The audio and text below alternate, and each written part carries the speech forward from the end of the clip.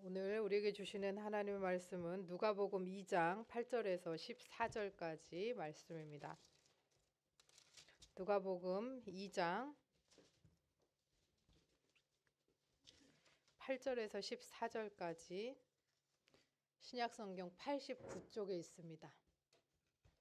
함께 교독하겠습니다. 그 지역의 목자들이 밤에 밖에서 자기 양떼를 지키더니 주의 사자가 곁에 서고 주의 영광이 그들을 두루 비추매 크게 두서하는지라. 전사가 이르되 무서워하지 말라. 내가 온 백성에게 미칠 큰 기쁨의 좋은 소식을 너희에게 전하노라. 오늘 다윗의 동네에 너희를 위하여 구주가 나셨으니 곧 그리스도 주시니라. 너희가 가서 강보에 쌓여 구요에 누워 있는 아기를 보리니 이것이 너희에게 표적이니라 하더니 후련히 수많은 천군이 그 천사들과 함께 하나님을 찬송하여 이르되 지극히 높은 곳에서는 하나님께 영광이요 땅에서는 하나님이 기뻐하신 사람들 중에 평화로다 하니라. 아멘. 이것은 하나님의 말씀입니다. 우리 아이들이 함께 있으니까 사실 몇 명 안 됐지만 교회가 정말 꽉 찬 것 같습니다. 기쁜 성탄입니다. 독감은 다 나았어요? 아직 안 나왔어요? 네, 빨리 낫기를 바랍니다. 네. 사랑하는 성도 여러분, 오늘 이 누가복음 이 말씀은 우리가 신앙생활을 오래 한 사람이면 사람일수록 정말 너무나 많이 들었던 강보에 쌓여 구유에 누워있던 아기 예수, 우리 세림이도 미화도 또 윤실이도 여러 번 들었을 법한 그런 내용입니다. 이 내용은 기독교인만 아는 게 아니라 기독교인이 아닌 사람들도 아기 예수가 말구 위에 강보에 쌓여 있다. 이거 다 아는 내용이죠. 그런데 그러다 보니 너무 익숙하고 그냥 쉽게 지나갈 법한 그런 이야기입니다. 그런데 오늘 이 본문은 아기 예수를 만난 사람들에 관한 이야기이면서 우리가 그냥 스쳐 지나갈 내용이 아닙니다.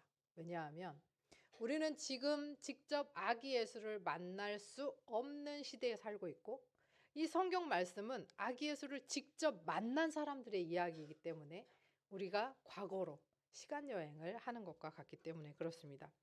근데 우리가 그럼에도 불구하고 뭐 별로 감동적이지 않다. 그렇다면 이 이야기가 나와는 이렇게 상관이 없는 별개인 듯한 그런 마음으로 받고 있기 때문은 아닌가라고 생각해 봅니다. 본문은 8절에 이렇게 시작합니다. 그 지역의 목자들이 밤에 밖에서 자기 양떼를 지키더니. 되게 좀 평범하죠? 목자가 양떼를 어디서 지키겠어요? 밖에서 들에서 지키겠죠. 근데 목자, 그다음에 그 목장이 있는 곳은 도심 한가운데는 아니겠죠. 좀 변방이겠죠. 그다음에 이들은 지금 밤새 일하고 있어요. 그러면 오늘날로 말하면 야간 근로자들, 야근을 하는 사람들이에요. 그럼 물론 뭐 오늘날에 야근을 하면 돈을 더 주고 1.5배 주고 이런 게 있겠지만 이때 당시에는 사람이 잠을 잘 시간에 일을 하는 사람, 조금은 어렵고 힘든 사람들일 수 있겠죠. 그런 사람, 또 변방에 그냥 도심이 아닌 그런 곳에 있었던 거예요. 근데 어떻게 보면 너무나 평범하고 너무나 일상적인 사람들에게 하나님께서 나타나셨다는 거죠. 그러면서 9절입니다. 주의 사자가 곁에 서고 주의 영광이 그들을 두루 비침에 크게 무서워하는지라. 자, 주의 사자가 곁에 서고 주의 영광이 이렇게 비쳤어요.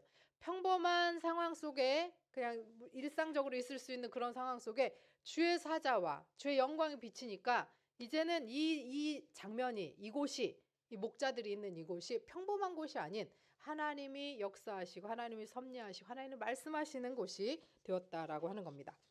오늘 본문은 2000년 전 목자들의 이야기가 아니라 그 목자를 통해서 우리에게 하시는 하나님의 말씀인 것을 기억하시기 바랍니다. 천사는 이렇게 선언합니다. 10절입니다. 천사가 이르되 무서워하지 말라. 보라, 내가 온 백성에게 미칠 큰 기쁨의 좋은 소식을 너희에게 전하노라. 큰 기쁨의 좋은 소식.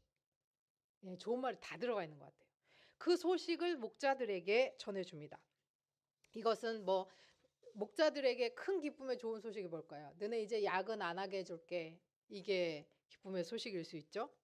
그런데 천사가 말하는 핵심적인 것은 그들의 어떤 지금의 삶, 뭐 안정된 세상, 이것을 약속한 것이 아닙니다. 11절 말씀 다 같이 한번 읽어보겠습니다.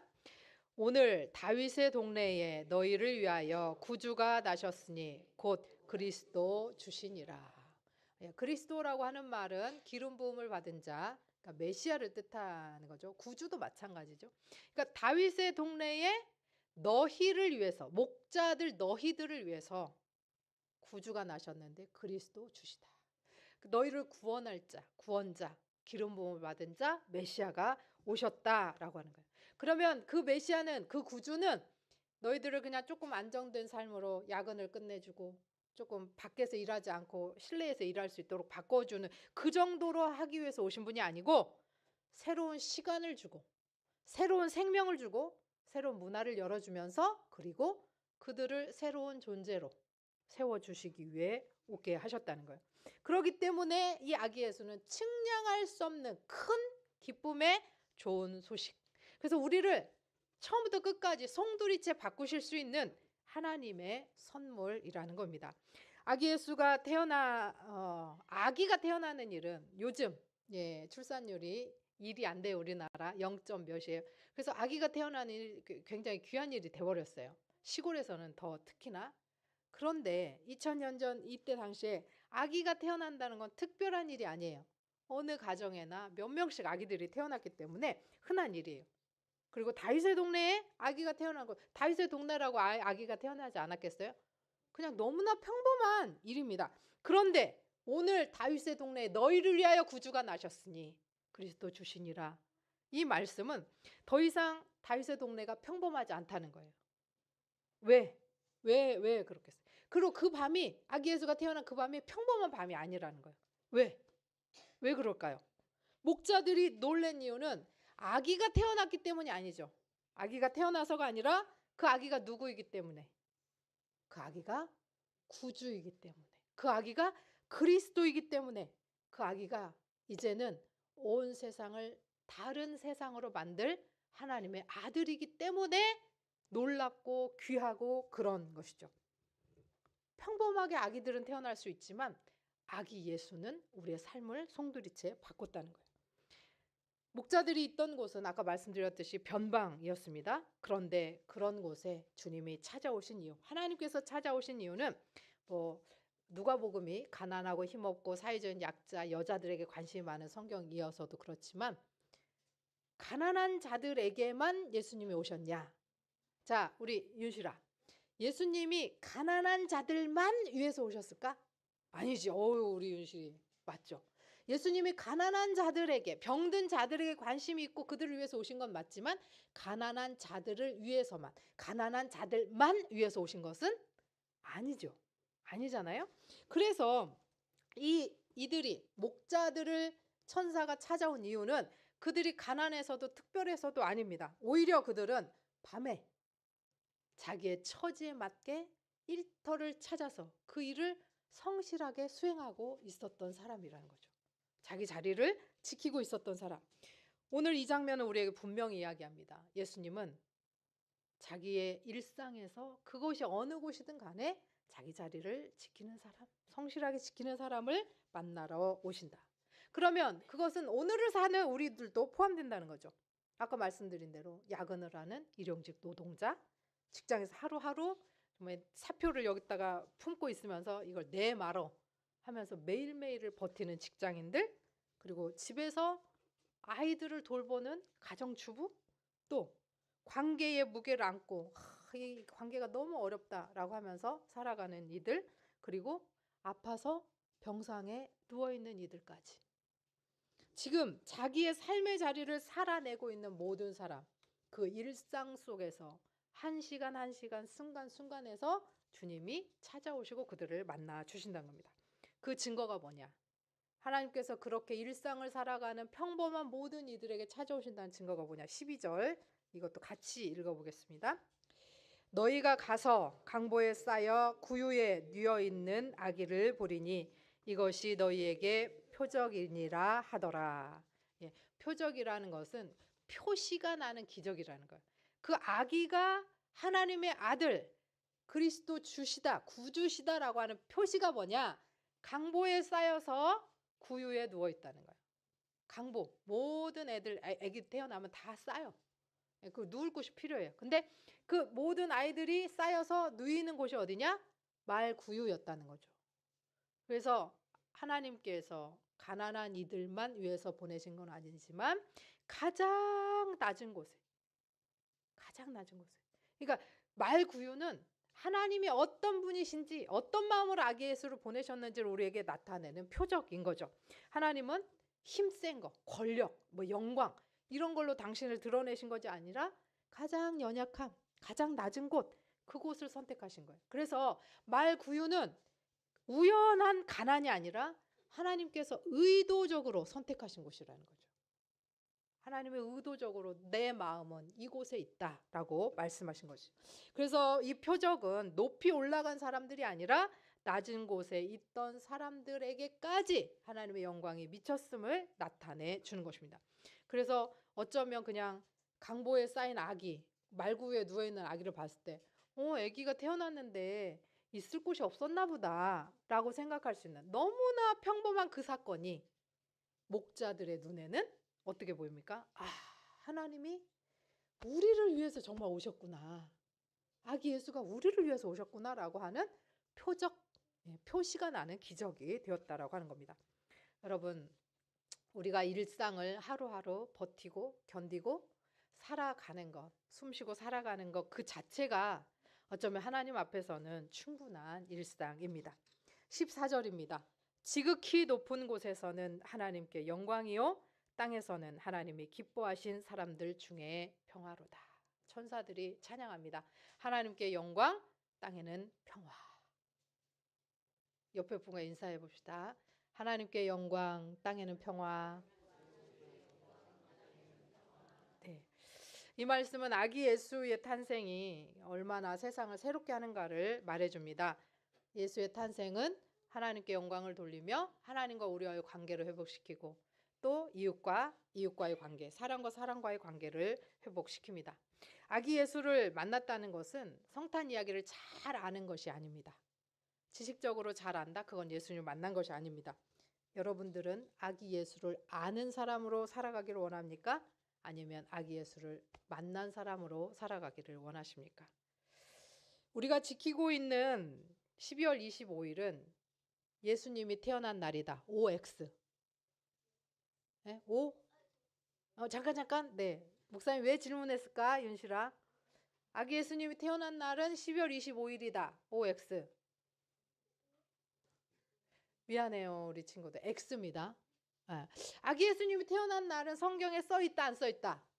안 써있어요. 그래서 안다, 모른다? 몰라요. 언제 태어나셨는지 몰라요. 근데 학자들이 연구해 보니까 봄 아니면 가을일 것 같다 이런. 그다음에 6월절이 지나니까 그 호적하는 그거를 이렇게 따져 보니까 봄일 확률이 조금 높다 이 정도예요. 그다음에 예수님이 태어난 연도를 우리가 주전 해가지고 BC AD를 나누는데 그 영년이냐? 그것도 아니에요. 그 호적 날짜를 따져보면 그것도 명확하지는 않습니다. 그런데 왜 그러면 12월 25일을 예수님이 태어난 날로 지키는가? 이날은 이때 당시 예수님이 태어나셨을 당시에 팔레스타인, 이스라엘을 지배하던 나라가 어디예요? 로마. 로마가 이스라엘을 지배하고 있었어요. 근데 12월 25일이 무슨 날이냐? 로마의 축제일이에요. 동짓날을 기점으로 해가지고 하는 축제인데 동지가 무슨 날이에요? 해가 가장 짧은 날. 동지가 지나면서 해가 이제 점점 길어지죠. 그래서 해가 가장 짧은 날, 어둠이 완전히 지배하는 날. 그래서 빛을 갈망하던 사람들이 이 태양을 숭배하면서 영원히 정복되지 않을 것 같은 태양의 그 태양신을 숭배하면서 지킨 이 동짓날을 기념하는 게 이 12월 25일이었다는 거예요. 그런데 초대교회가 이 날을 바꿔버립니다. 태양, 영원히 정복되지 않을 것 같은, 세상을 지배하는 것 같은 그 태양을, 자, 참 빛은 태양이 아니라 세상에 오신 누구다? 예수 그리스도다. 그거 한번 띄워주세요. 자, 같이 한번 외쳐봅시다. 참 빛은 태양이 아니라 세상에 오신 예수 그리스도다. 한 번만 더 해보겠습니다. 참 빛은 태양이 아니라 세상에 오신 예수 그리스도시다. 로마 사람들이 세계 곳곳에서 태양은 우리가 정복할 수 없는 거야.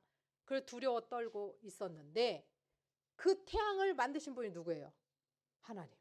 하나님이 태양을 만드셨어요. 그리고 운행하셔요. 그리고 그 태양은 그래서 참신이 아니고, 참신이 뭐냐? 이 세상에 오신 예수 그리스도가 참신이다. 초대교회가 12월 25일을 그 의미를 바꿔버린 거예요. 바꿔버린 거예요.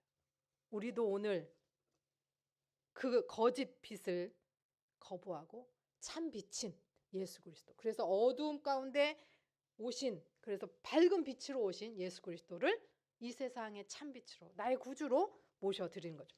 그래서 성탄은 여러분 날짜를 기념하는 날이 아니에요. 예수가 오신 이유와 예수가 우리에게 찾아오신 그것을 기념하면서 어둠이 아니라 빛을 선택하고 오늘 일상을 내가 살아가겠다, 예수 그리스도를 품고 살아가겠다 하면서 참빛을 선택하는 날, 그날이 바로 성탄절입니다. 오늘 이 예배를 통해서 다시 한번 아기 예수를 만난 사람으로, 아기 예수를 아는 사람이 아니라 아기 예수를 만난 사람으로, 그리고 어둠이 아니라 빛을 품고 빛의 자녀로서 오늘 하루하루의 일상을 살아가는 저와 여러분 되시기를 주님의 이름으로 축원합니다. 기도하겠습니다. 사랑의 하나님 아버지, 우리에게 최고의 선물로 아기 예수를 보내주심을 감사합니다. 특별한 사람이 아니라 일상을 살아가던 사람들에게 찾아오신 주님처럼 오늘 우리의 삶 한가운데도 찾아와 주옵소서. 건강한 자리든 연약한 병상이든 주님 주어진 하루를 살아내는 모든 이들에게 아기 예수의 기쁨과 평화가 넘쳐나게 하옵소서. 예수 그리스도의 이름으로 기도합니다. 아멘. 이제는 우리 구주 예수 그리스도의 은혜와 아버지 하나님의 사랑하심과 성령의 교통하심이 아기 예수를 그저 아는 것이 아니라 만난 사람으로서 오늘 하루하루 일상을 충실히 살아가기로 결단하는 백만인 성도들과 그의 가정과 일터와 하는 일 위에, 또한 병상에 있는 모든 이들과 또한 우리 다음 세대들과 전쟁과 가난과 고통 속에 있는 모든 이들 위에 이제로부터 영원까지 함께 하시기를 축원하옵나이다. 아멘.